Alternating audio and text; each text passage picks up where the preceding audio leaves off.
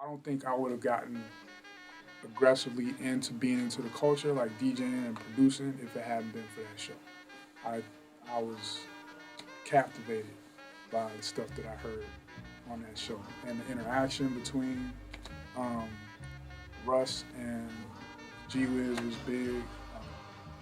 The records and the way that they were broken. The record that stood out to me was P Rock and CL Smooth. They reminisce over you, T-Roy. I was like, that record blew my mind. And I think it blew everybody's mind that heard it. Because nobody had heard that record locally yet. No other radio station was going to play that record but African Alert. So when I heard it, I was just like, my initial belief was I have to hear that record again right now. And sure enough, Wiz brought it back and brought it back because it was important because it was like, okay, the DJ knows this record is incredible. So everyone listening knew. I think if you go across the board to anybody who heard that record first, if they heard it first on KDHX, they remember it because it was just a groundbreaking record. Nobody had ever heard a track that well produced ever up to that point. That record was unbelievable, you know? And when you're that young and you hear a record like that, you're just like, whoa.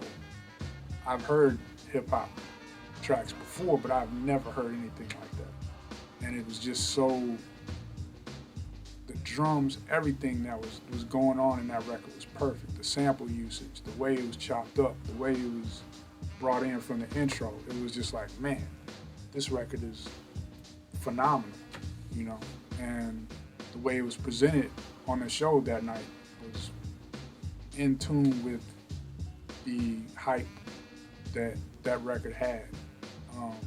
Nowadays, it's like every record is essentially hype before you even hear it. But those were the days before the internet, before social media. If you were going to hear a record, you had to listen to it on the radio. That's how records were broken. And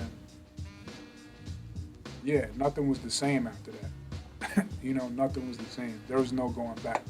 I mean, we had Public Enemy, we had, you know, everything that came after, but things were wide open. For me as a producer, and been making beats for, what, going on 20 years now? Like, hearing that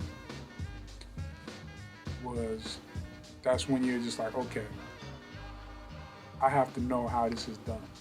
You know, like I have to figure this out. I gotta understand the science behind that. And everything that came after that for me was getting close to understanding how DJing worked, understanding how production worked, understanding how lyrics are recorded. And yeah, that if it wasn't for African Alert, I don't know if I'd have a life. I'll put it that way.